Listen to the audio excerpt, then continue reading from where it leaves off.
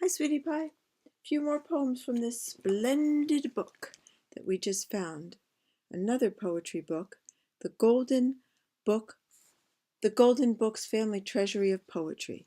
And we just read three great ones about chickens. And now we have a new topic, and the new topic is birds. Yes, birds, and there are a lot of poems on birds. Let me show you where they start. Oh, where they go. Here we go. They have a few black and white drawings. But I'll start reading.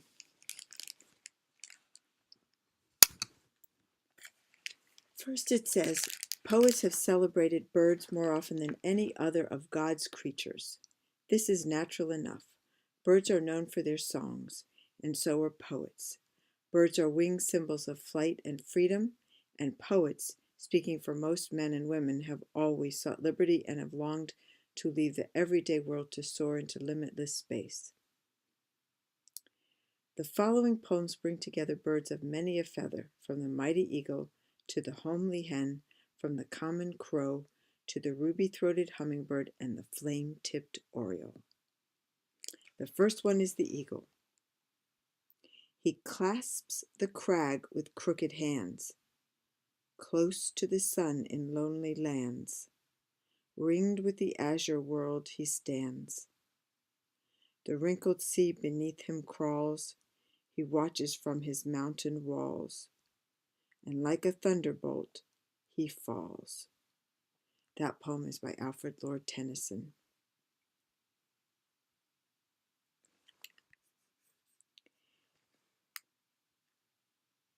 I've never seen an eagle fall the way they describe, but they take a sort of a very precipitous drop. I know they do that in the mating ritual, but I'm not sure when else. But of course, if they're catching fish or something like that, it would be like a thunderbolt, very fast. Bird at Dawn. Here's another poem. What I saw was just one eye in the dawn as I was going. A bird can carry all the sky in that little button glowing. Never in my life I went so deep into the firmament. He was standing on a tree, all in blossom, overflowing, and he purposely looked at me, at first as if to question merrily, "Where are you going?" But next some far more serious thing to say I could not answer, could not look away. Oh, that hard, round, and so distracting eye, little mirror of all the sky. And then the after-song another tree held and sent radiating back on me. If no man had invented human word, and a bird song had been the only way to utter what we mean, what would we men have heard, what understood, what seen, between the trills and pauses in between, the singing and the silence of a bird? That one was by Harold Monroe. That was an interesting one, about looking at the bird at dawn and the sort of reflection in the eye of everything that it sees. Little mirror of all the sky.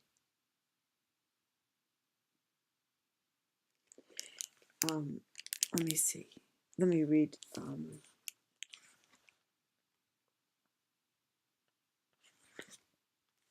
me read at least one more. The Blackbird. A slender young blackbird built in a thorn tree, a spruce little fellow as ever could be.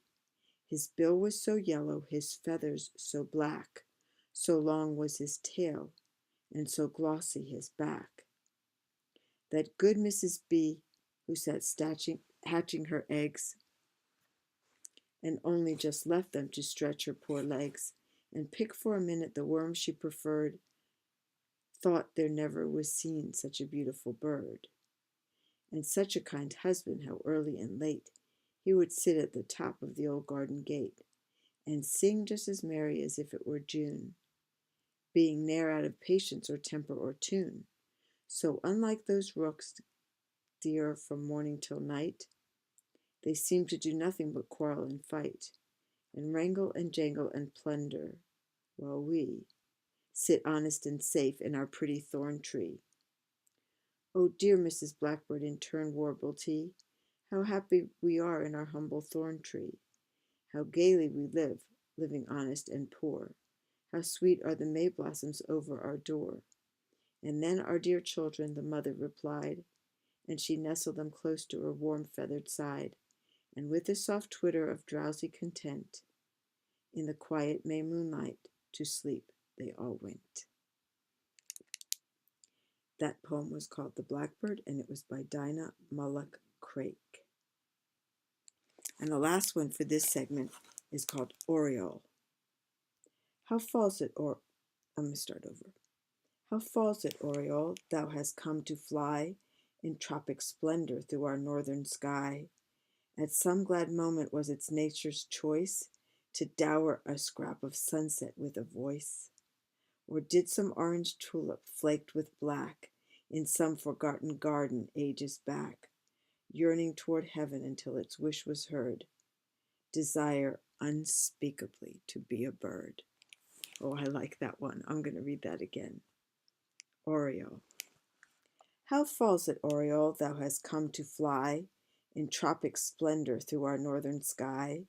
At some glad moment was it nature's choice to dower a scrap of sunset with a voice?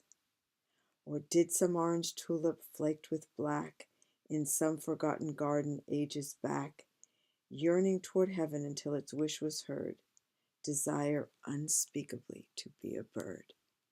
That is a very satisfying poem. I'm going to read one more. We have time. The Hummingbird. This one is by Emily Dickinson. She was born in 1830 in Amherst, Massachusetts, lived there all her life, never married, and died practically unknown in 1886. She wrote 1,800 poems, scribbled them on small scraps of paper on the backs of recipes on brown paper bags from the grocer, and hid them away. Only 7 of the 1,800, wait, why is that making a noise, were published in her lifetime. I did not know that. Let's see. Today she's recognized as one of the most daring and original of poets. The form of her poetry is simple enough, but the rhymes and the images are startling. Quote, a root of evanescence, unquote. For example, immediately pictures the darting flight of the hummingbird, which disappears almost as soon as it is seen. Its incredibly fast wings whir like a revolving wheel. So that's beginning the analysis of her poem, but let's just go straight to her poem. It's very short. The Hummingbird by Emily Dickinson. A root of evanescence with a revolving wheel, a resonance of emerald, a rush of cochineal, and every blossom on the bush adjusts its tumbled head. The mail from Tunis, probably, an easy morning's ride. It's a little bit challenging for a small poem. A root of evanescence with a revolving wheel, a resonance of emerald, a rush of cochineal, and every blossom on the bush adjusts its tumbled head. The mail from Tunis, probably, an easy morning's ride. Very good. Well, we had some fine poems about birds and chickens and all sorts of things today. But that's a good place to pause. I love you, sweetie pie. Have a very nice night. And when you wake up, there'll be birds singing outside your window.